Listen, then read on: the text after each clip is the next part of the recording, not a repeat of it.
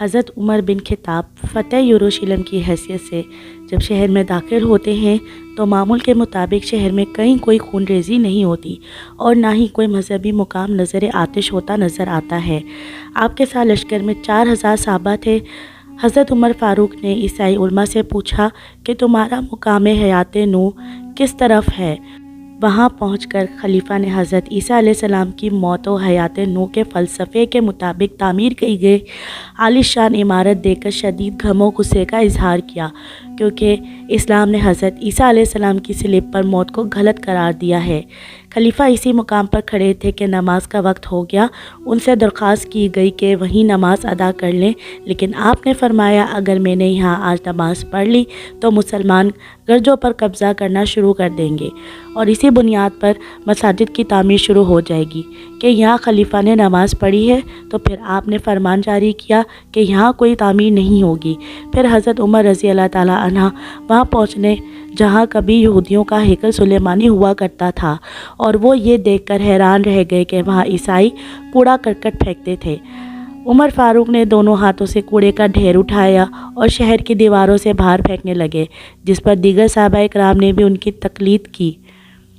خلیفہ نے علم اسرائیلیات کے ایک ماہر یہودی عالم کو طلب کیا اور اس کے سامنے قرآن شریف کی 17ویں اور 18ویں صورتیں تلاوت فرمائیں، جن میں حضرت داؤد علیہ السلام، حضرت سلیمان علیہ السلام اور ہیکل سلیمانی کے واقعات تھے۔ پھر انہوں نے یہودی علماء سے پوچھا کہ وہ اس بہترین مقام کا چناؤ کریں جہاں مسلمان نماز ادا کر سکیں۔ یہودیوں نے شمال کی جانب ایک پہاڑ کی جانب اشارہ کیا، لیکن ان کی تجویز خلیفہ نے اس دلیل کے ساتھ مسترد کر دی کہ اگر مسلمانوں نے وہاں نماز پڑھی تو مکہ کے ساتھ ساتھ ان کا رخ یہودیوں کے مقدس مقامات کی طرف بھی ہو جائے گا۔ اور پھر حضرت عمر فاروق نے ہیرود بادشاہ کی شاہی بلکنی کی جگہ کا انتخاب کرتے ہوئے وہاں سادہ سی لکڑی سے ایک عمارت تعمیر کی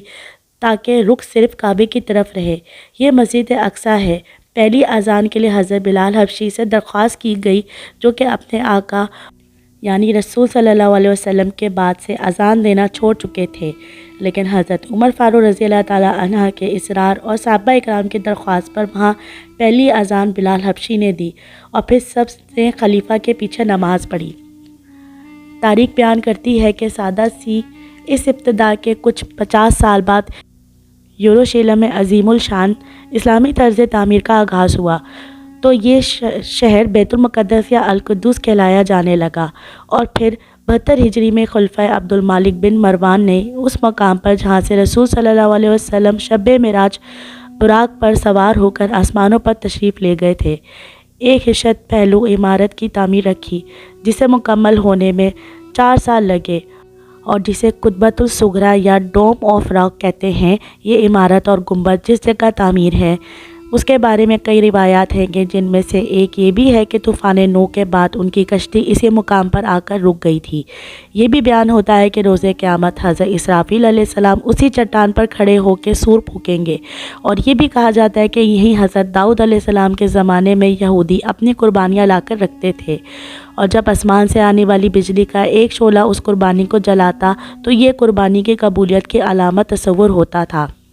مسجد کے تمام دروازوں پر سونے اور چاندی کی تختیاں لگی ہیں اور 4 مینار ہیں، 3 مغرب کی جانب اور ایک بالکل اس کے سامنے۔ مسجد اقصیٰ روئے زمین پر کعبے کے 40 سال بعد یعنی حضرت داؤد علیہ السلام کے دور میں تعمیر ہونے والی دوسری مسجد تھی، اور اس کی پرانی عمارت کی باقیات کی ایک دیوار یعنی اس جگہ کی دیوار پر مسلمان بھی ایمان رکھتے ہیں۔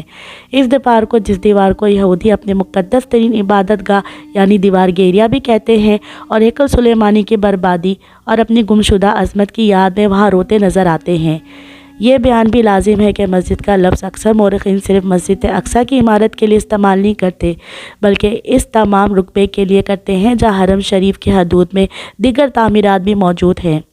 بشمول تمام مینار، گنبد، دلالان اور قبۃ الصغریٰ۔ قبۃ الصغریٰ کو انگریزوں نے مسجد عمر کا نام دیا تھا، حالانکہ یہ وہ جگہ نہیں ہے بلکہ مسجد کے صحن میں جس مقدس چٹان کے لیے تعمیر ہونے والا گنبد ہمیں نظر آتا ہے۔ نماز حضرت عمر فاروق رضی اللہ تعالیٰ عنہ نے وہاں ادا کی تھی۔ یہ تذکرہ بھی اہم ہے کہ فلسطین میں قبلہ جنوب کی جانب ہے۔ رسول صلی اللہ علیہ وسلم دین ابراہیمی کے حیا کے لیے خانہ کعبہ کے نزدیک شروع کے دور میں مقام ابراہیم پہ اس طرح نماز ادا فرماتے کہ بیت المقدس بھی سامنے آ جاتا۔ پھر ہجرت کے 2 سال بعد ایک روز آپ صلی اللہ علیہ وسلم مدینہ منورہ کے باہر مسجد بنی سلمہ میں بیت المقدس کی جانب رخ کر نماز فرما رہے تھے اور ابھی 2 رکعت نماز ہی ادا فرمائی تھی کہ وحی نازل ہوئی، اے محمد صلی اللہ علیہ وسلم، اپنا رخ مسجد الحرام کی طرف پھیر دو اور جہاں بھی ہو اسی کی طرف رخ پھیرو۔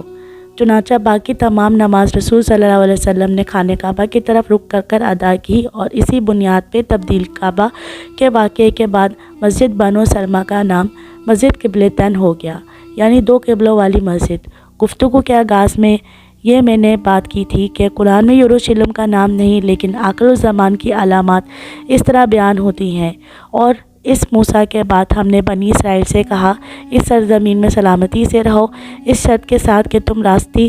پر قائم اور اللہ کے فرمان بردار بن کے رہو گے۔ پھر جب آخرت کا وقت قریب آ جائے گا تو ہم دنیا کی قوموں میں سے نکال کر تمہیں یہاں لے آئیں گے۔ قرآن شریف کی اس آیت پہ ذرا غور فرمائیے کہ ہم تمہیں دنیا کی دیگر قوموں سے نکال کر وہاں لے آئیں گے، اور پھر ذرا موجودہ ملک سیائی کو دیکھیے جہاں دنیا بھر کے ملکوں بشمول مسلم ممالک اور یورپ ہر جگہ سے لوگ وہاں جمع ہو چکے ہیں بڑی تعداد میں دوبارہ ہجرت کر کے۔ تو کیا اس پیشے بینی پہ ہمارا دل اللہ کی عظمت کا مزید قائل نہیں ہو جاتا؟ 1981 میں ہالی ووڈ کے معروف اداکار ہیریسن فورڈ مشہور ہدایت کار اسٹیون اسپلبرگ کی film raiders of the last